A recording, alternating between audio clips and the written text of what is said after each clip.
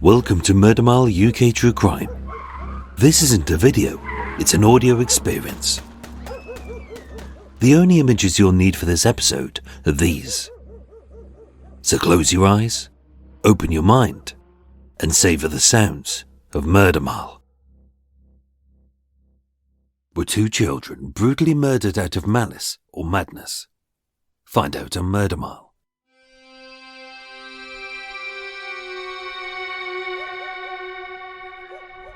Today I'm standing in the Swan Road Estate in Rotherhithe, London, SE16.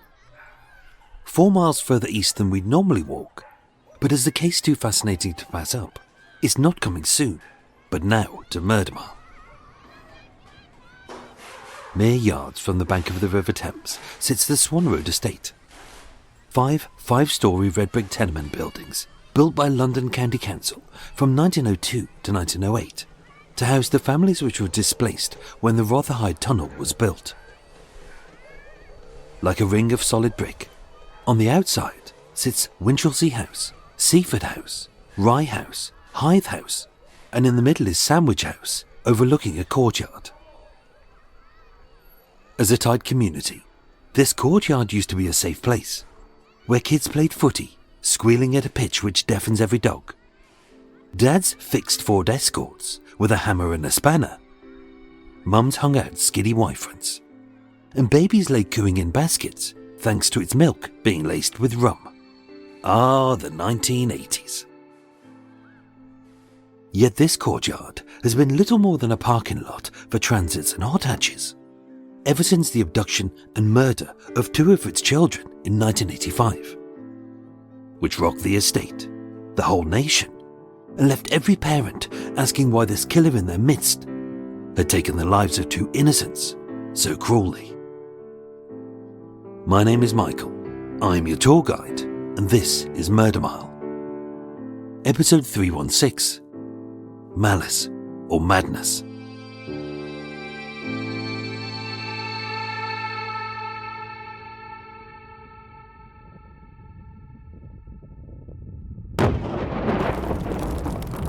That morning, an 8.1 magnitude earthquake had rocked Mexico City, leaving thousands dead.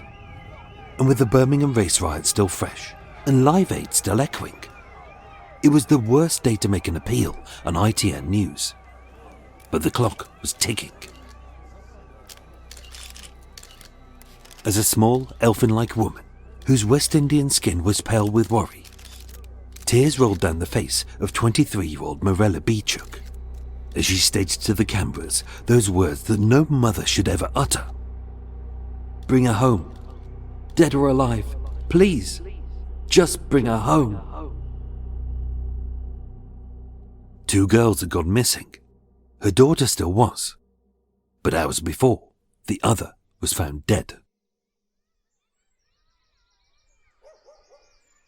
Wednesday the 18th of September 1985 had began like any other day. It was warm and sunny, as at 3 p.m, nattering with the gossip of other mothers, Mirella stood outside of the gates of Albion Primary School, awaiting her 7-year-old daughter Tina to run into her arms. Tina was timid, quiet, but always neat, always smiling, and as her father Ravi said, she was a real mummy's girl. As a trusted family friend and neighbour, she also picked up Tina's pal, 4-year-old Stacey Kavanagh, as although the Swan Road Estate was barely a minute's walk away, the Brunel Road was too dangerous to cross for any child, being thick with trucks and sexual predators. Although 20 years on, the Moors murderers were still fresh in everyone's mind. Child killer Robert Black was prowling. Stranger danger adverts played in every school, and barely 3 days before, 6-year-old Barry Lewis from nearby Walworth had been snatched by paedophile Sidney Cook and his gang of murderous child rapists. Back at the Swan Road Estate, safely within sight, Stacey ran into her parents' council flat at Winchelsea House.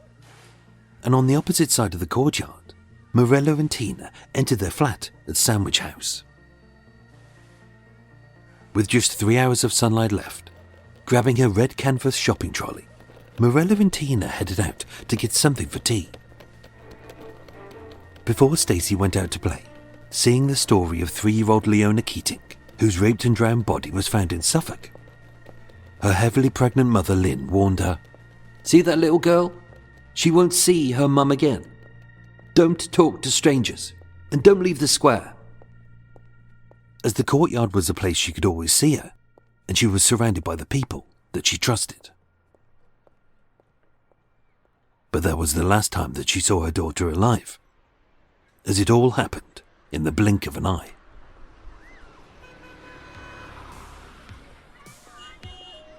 Mirella and Tina walked 1 block south to the corner shop at 39 Brunel Road, a small grocer's shop which was once someone's sitting room. And being the 1980s, it sold such delights as Viennetta, Arctic Roll, Opal Fruits, Space Raiders, Skull Lager, Angel Delight. Hobnobs had just been launched, marathons weren't Snickers, and wagon wheels were still biggish, not bite-sized. But it was only then that they realised that Stacey had followed them. As one of the few grocers on this street, Mirella said she only went in to get the basics. And sometime between 5:15 and 5:30 p.m, she said she left the girls outside of the shop and was only gone a minute, maybe 2. 23-year-old shopkeeper Enver Chicato served her. But when Mirella came out, the girls had gone.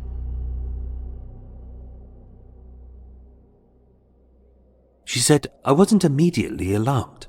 I assumed they'd gone home, and that maybe Tina had taken Stacey back to her mother." Being just a short walk, it only took Mirella 2 minutes to get back to her flat on the first floor of Sandwich House. But when she got there, the red front door was locked, and it was in darkness as she had left it.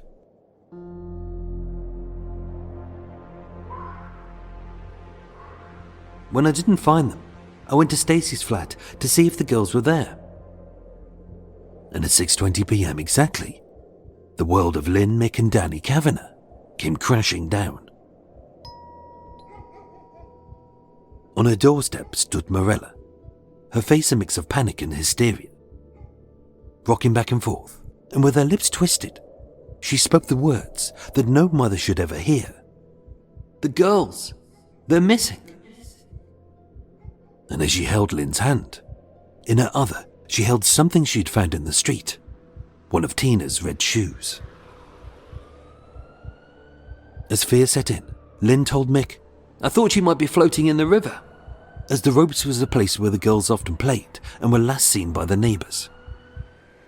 As word spread, every resident found out to find what should have been 2 easy-to-spot girls. 7-year-old Tina, West Indian and Asian, in a yellow blouse and pink trousers. And 4-year-old Stacey, white, pale, Irish, dark-haired and a foot shorter. But with Tina's other shoe found nearby and nothing else. At 7:35 p.m, as dusk fell, they called the police. The daughters had been missing for at least 2 hours. So as Mirella and Lynn kept their doors open in case the girls came home, their partners Mick and Ravi joined the police as neighbours swarmed the streets. Search dogs scoured the parks, and divers plumbed the depths of the murky river. Only no one could find them. Until 11 p.m, when all that changed. Barely 3/4 of a mile south, near the Globe Pond in Southwark Park, covered in early autumn leaves behind a little iron railing, a pale body was found by a police dog. Strangled with a severed electrical flex, but no signs of any sexual assault, Stacey lay dead, her body hurriedly hidden by a killer in panic. Both girls had been warned about the dangers of strangers, but having vanished from a safe space within the space of a couple of minutes, 2 levels of grief now hung over the Swan Road Estate. Anger at the maniac who had murdered 4-year-old Stacey Kavanagh, and dread that 7-year-old Tina Beechook was missing and possibly dead. Interviewed by the Daily Mirror beside her red front door, Mirella said, "The longer this goes on, the more I have to get ready for bad news. I can't pretend she's still alive. That's too much hope." Because as every parent knows, the longer a child goes missing, the less chance they would ever have of seeing her. Up until that point, Mirella's life had been one of hardship, and this would be the culmination of her struggle.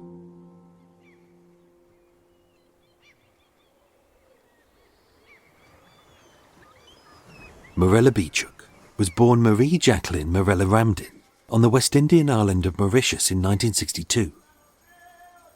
With her mother dying when she was only 9 months old, she was raised to be a happy, contented, and outgoing girl, but was later left devastated by the lie that her grandmother was not her mother.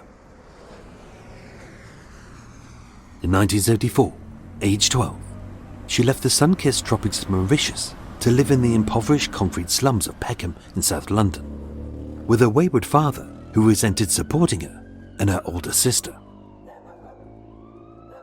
Owing to frequent fights, culminating in an argument where she was beaten with a leather belt. In 1977, age 15, Mirella left home. She slept rough. She ended up in the St. Giles Centre for Homeless Women.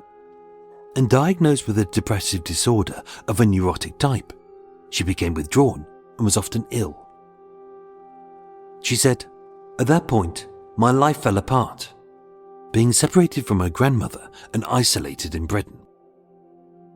She became reliant on Mogadon to pacify her anxiety and insomnia, as well as the strong sleep syrup, Night Nurse. Being barely educated, her mood wasn't helped by her belief in what we would term as black magic, as unlike the voodoo in Haitian culture, Mauritius is an island riddled with superstition, where a person's fate is fed by sorcerers and witch doctors, as well as curses, voodoo dolls, and the evil eye. Age 16, she met 23-year-old Mirella Beechook, a self-proclaimed financial consultant known as Ravi, and that year, on the 6th of September 1977, they married. And days later, Mirella was pregnant. It was a real turning point in her life, as on the 22nd of July 1978, she gave birth to the first of 2 daughters. Tina Chandrani Beechook was happy, loved, and always smiling as if life was good. But it was a hard time for the Beechooks, as with Tina's younger sister Sabrina, born a year earlier. Being homeless, they were rehoused into a small flat on the Swan Road Estate, and although safe, 5 times they were threatened with eviction for non-payment of rent, and their gas and electricity was frequently cut off. Ravi was often said to be out working late, but in truth, he was living with his girlfriend, Geeta, in Stratford, trying to keep the family together in the only way she knew how. Mirella put voodoo effigies of him under the bed, with Ravi later stating, "I felt dizzy and had blinding headaches. I don't believe in this kind of nonsense, but I pulled the pin out and suddenly I felt better." And yet Mirella's ploy to keep him there had failed. Having abandoned them in July 1983, living on just £23.40 a week in social security, Mirella started shoplifting, taking Tina with her, and getting her daughter to beg for money on the streets. By July 1984, as her first offence, Mirella was fined and bound over for the theft of some household basics: 5 flannels, a bath towel, a plug, a tablecloth, 2 pillowcases, and 2 quilts from a store in Lewisham High Street.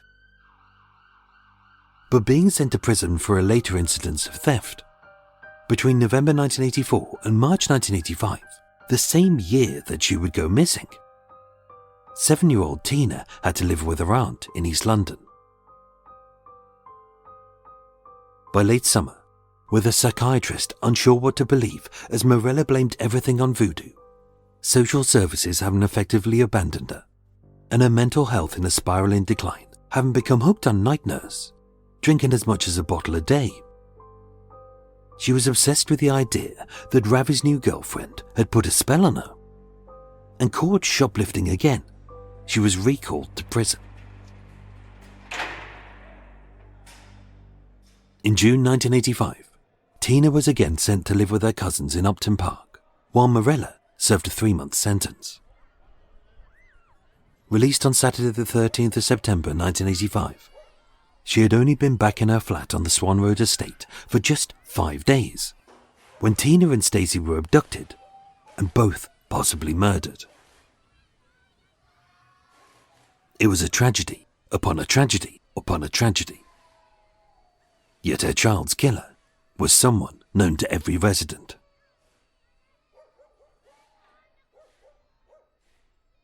With the neighbours and officers searching every street for the girls, constables were placed on the estate 24 hours a day to reassure the residents, especially their grieving mothers, Lynn and Mirella.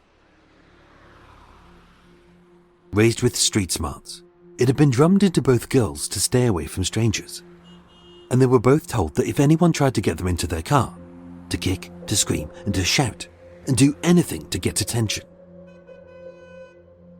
Last seen at roughly 5:30 p.m, around rush hour, outside of the corner shop on the busy Brunel Road. Ravi stated, "Whoever did this must be sick. Tina wouldn't even go to the shop with me, only her mother. She would never go off because someone offered her sweets. She must have been forced."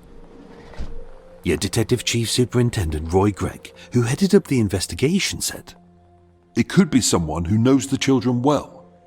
As no one had seen them abducted or lured away in a car. As a veteran across many of South East London's most famous murders and kidnappings, DCS Gregg was a man who was trained to read body language. He could smell out the truth as well as a lie, and seeking any information on who had abducted Tina and murdered Stacey, it was him who set up the press conference. It was a bad morning to make an impassioned appeal on a missing child on ITN. As with an earthquake in Mexico, 4-year-old Barry Lewis missing and 3-year-old Leonie Keating found dead. Even as Mirella pleaded, "Dead or alive, please, just bring her home." This could easily fall on deaf ears. The search was thorough. It had to be, as the detectives were certain that this wasn't just a random snatching by a paedophile in a passing car who spotted 2 young girls outside of a sweet shop. This was likely to be a man, maybe a friend, a neighbour, a cousin or a parent, who lived nearby and was lurking. Everyone was a suspect until proven otherwise, and as they dug deeper, they observed every detail. Making door-to-door inquiries, they cross-referenced every witness statement to seek out any lies. As the divers searched the river, a photographer captured the faces of everyone who was watching. Although both Mick and Ravi diligently aided the search, they too were questioned about their timings for the girls' disappearances, as were their mothers, even Mirella, who was the last to see them alive. Across the estate, a genuine outpouring of emotion wept. In the park where Stacey's body was found, mothers and daughters lay posies and teddies. And at the girls' school, the head teacher said, "There has been no fights, no noise, no nothing. All through assembly, we cried. At playtime, nobody played." As was standard, any known sex pest, abuser, addict, or anyone with an unhealthy interest in children was questioned. And with every skip, drain, and derelict warehouse searched, even though a child's coffin, spattered with pig's blood, was found in a derelict squat, it turned out to be an old prank left to rot.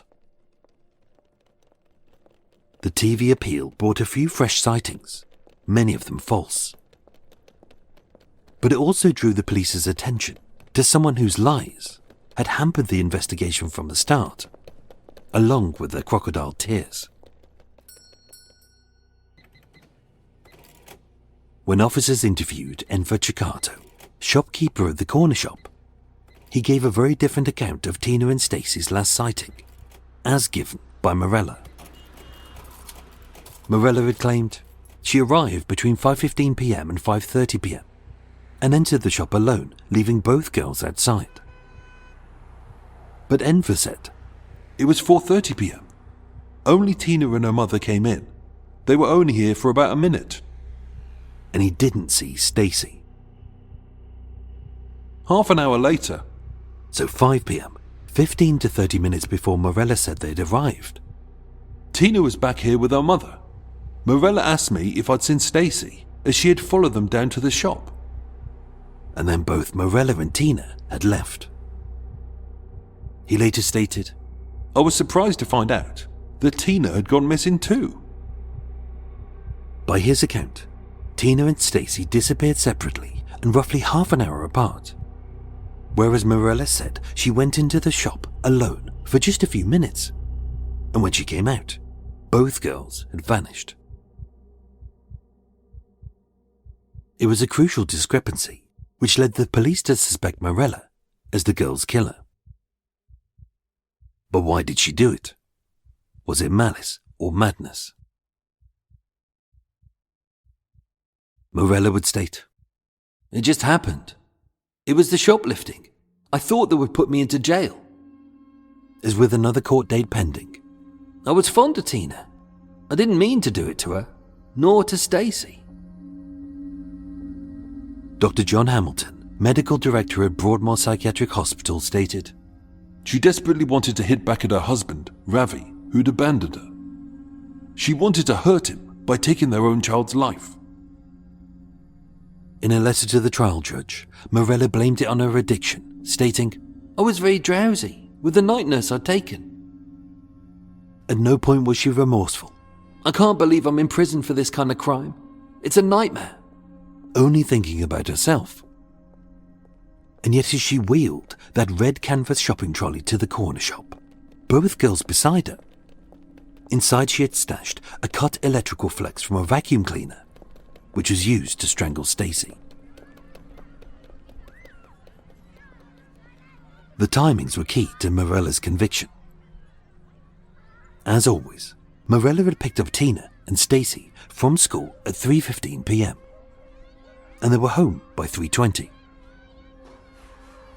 Lynn recalled seeing the news report on Leonie Keating at 4 p.m.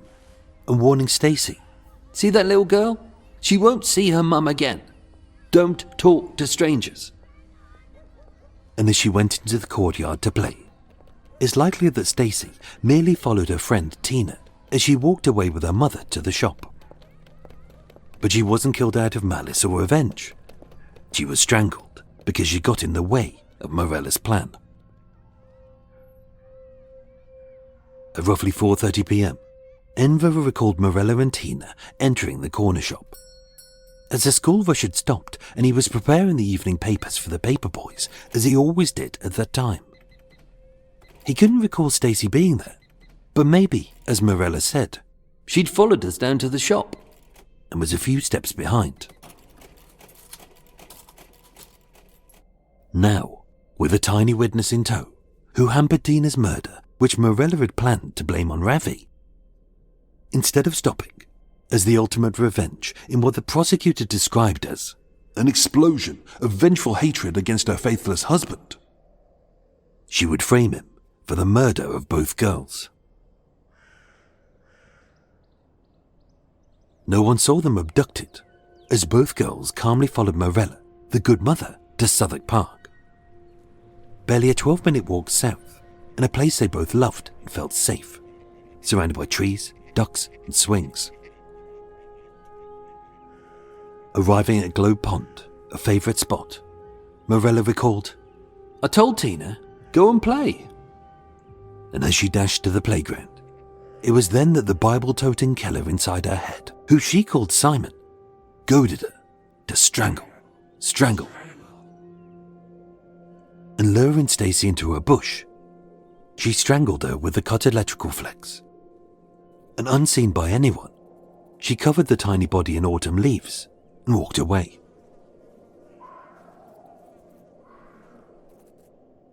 Tina had no idea that her best friend was dead, and when her mother said that Stacey was missing, believing her wholly, they returned to the corner shop at roughly 5 p.m, asking if Enver had seen her, as a crucial part of Mirella's alibi, playing the role of a frantic mother. She didn't tell Lynn that her 4-year-old daughter Stacey was missing, until 6:20 p.m., 80 minutes later. Mirella lied. I was not immediately alarmed. I assumed that they, Tina and Stacey, had gone home. But in truth, when Mirella and Tina returned to the dark silence of their first floor flat at Sandwich House, with Mirella later admitting to a psychiatrist, I drew images, pictures of my dead daughter. It was then that she stripped her naked, strangled 7-year-old Tina with her bare hands, having used the cut flex on Stacey, and hid her body under the bed. At 6:20 p.m, Lynn heard the doorbell ring and later recalled, Every time I shut my eyes, I see Mirella standing there, rocking back and forth, her lips kind of twisted, holding Tina's red shoe. But seeing Mirella in an odd state of panic, I remember she said, "The girls are missing," then hysterically laughing. everything ran through Lynn's mind. The places she told her daughter never to play, the predators who may have abducted her, the accidents which could have happened on the busy road, but not the friend and neighbour who she trusted, who held her hand, with that same hand which had strangled her daughter. But it was as Mick returned at 11 p.m. with the tragic news that Stacey's strangled body had been found. He recalled, Mirella was leaning against a wall. She didn't seem upset. I couldn't understand her lack of emotion. but was this malice or madness? On Saturday the 21st of September, Mirella stated, I rose early. from under the bed she had slept in for the 3 days since the girls had gone missing, with a constable guarding her front door, she pulled out Tina's bloated, maggot-riddled corpse, shoved it in the red canvas shopping bag, and called Ravi. She said she wanted to talk. I said, let's go into the flat. She said, no, and took me by the arm. We walked, and then she said, I hope you can forgive me. I asked why. She said, Tina's in the flat. I shook. I thought she meant Tina was alive. She said, no, she's dead. I said, did you kill her? She said, yeah. At 10 a.m, the whole of the Swan Road Estate fell into silence, as a small body covered in a white sheet was removed from the flat on a stretcher. Ravi was in tears, and Mirella was led away in handcuffs. Held on remand at Holloway Prison, she told the psychiatrist, We loved each other so much. It's like a nightmare when I close my eyes. I see them both in white lace, 2 angels smiling at me. I will never see Tina again, but she will always be with me, my path forever and ever, until we meet in heaven. Mirella Beechook was branded a child killer by the press and her shocked neighbours. And yet there was a hint of Mirella's murderous motive, which occurred just 6 years before.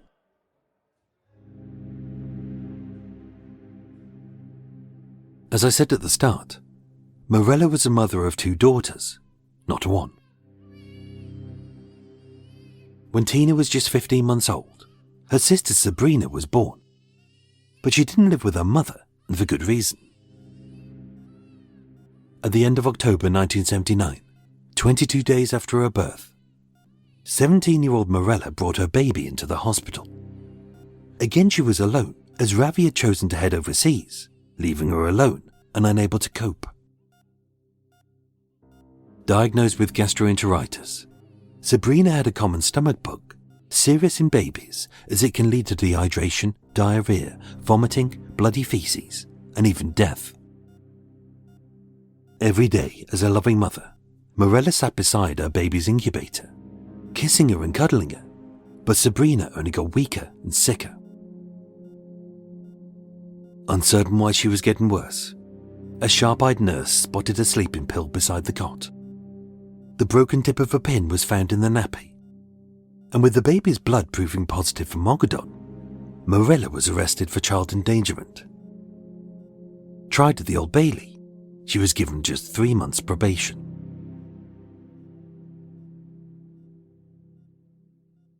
The safety of Mirella's 2 daughters were reviewed by Southwark Social Services. And although both were put into care, Sabrina was later adopted.